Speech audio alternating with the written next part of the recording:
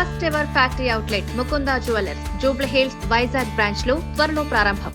బంగారం వెండి ధరలు ఎంత వేగంగా దూసుకువెళ్తున్నాయో అంతో వేగంగా పడిపోతున్నాయి. నిన్న ఒక్కరోజే బంగారం ధర 7,000 పెరిగిన సంగతి తెలిసిందే.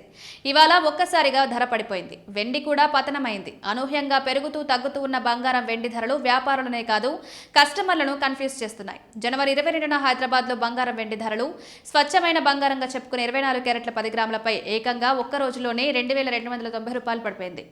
దీంతో ధర 1,54,310కి చేరుకుంది. ఆభరణాల తయారీకి ఉపయోగించే 22 క్యారెట్ల ధర 1,41,450కి చేరుకుంది. ఇటీవల ఆభరణాల విషయంలో ట్రెండ్ అవుతున్న 18 క్యారెట్ల గోల్డ్ ధర 1,15,730కి చేరుకుంది. బంగారంలానే వెండి ధర కూడా భారీగా పెరిగింది. ఒక్క రోజులోనే కిలో వెండిపై 5,000 పెరిగితే ఇవాళ 5,000 పడిపోయింది.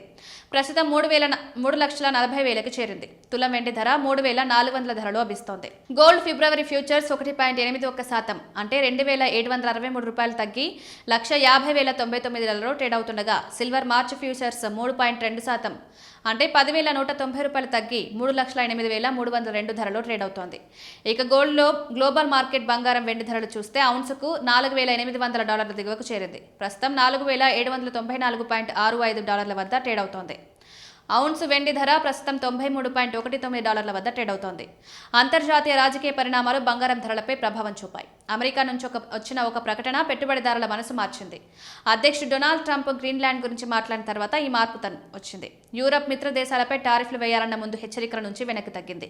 దీంతో సేఫ్ హెవెన్ పెట్టుబడులపై ఒత్తిడి తగ్గింది. గ్రీన్లాండ్ గురించి ఆర్క్టిక్ రీజియన్ గురించి భవిష్యత్ డీల్కు ఫ్రేమ్వర్క్ సిద్ధమైందని అన్నారు. ఈ నేపథ్యంలో ఫిబ్రవరి 1 నుంచి అమల్లోకి రావాల్సిన టారిఫ్లు వేయడం లేదని కూడా ట్రంప్ తెలిపారు. ట్రంప్ గ్రీన్లాండ్ మీద చూపించిన ఆసక్తి ప్రపంచవ్యాప్తంగా ఆందోళన కలిగించింది. ఈ కారణంగా గతంలో ధరలు రికార్డు స్థాయికి చేరాయి.